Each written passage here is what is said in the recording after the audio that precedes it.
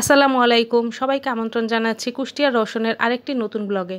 পাঙ্গাস মাছটা ভেজে রেখেছি, ভাজার পরে আমি মশলা সব কষিয়ে নিয়েছি, এগুলো সব বাটা মশলা দিয়ে কষিয়ে নিয়েছি, তেল উঠে গেছে। এখন আমি ভাজা মাছটা দিয়ে দিলাম, তো পরিমাপ মতো পানি দিয়ে নিলাম। তো পানিটা একটু শুকোলে তারপর আমি নামিয়ে নেব, এটা ভুনা হবে। আর এই যে এটা হচ্ছে পাঙ্গাস মাছের মাথা, কান, এগুলো আর কি কাটা দিয়ে, এগুলো দিয়ে আমি ঢেঁড়সটা রান্না করেছি। তো এই তরকারিটা খুবই মজা হয়েছিল খেতে, দুইটা তরকারি খুব মজা হয়েছে। আর ভুনা পাঙ্গাস মাছটার মধ্যে একটু ধনিয়া পাতা দেওয়া হয়েছে, তো এত বেশি টেস্ট হয়েছে, ধনিয়া পাতার ফ্লেভারটার জন্য খুবই ভালো লেগেছে পাঙ্গাস মাছ। তো আমরা পাঙ্গাস মাছ রান্না করলে বেশিরভাগ ভুনা করলে একটু ধনিয়া পাতা দেওয়ার চেষ্টা করি, যদিও এখন সিজন নেই, অনেক কষ্ট করেই পাতাটা জোগাড় করা হয়েছে। আর সাথে ছিল লেবু।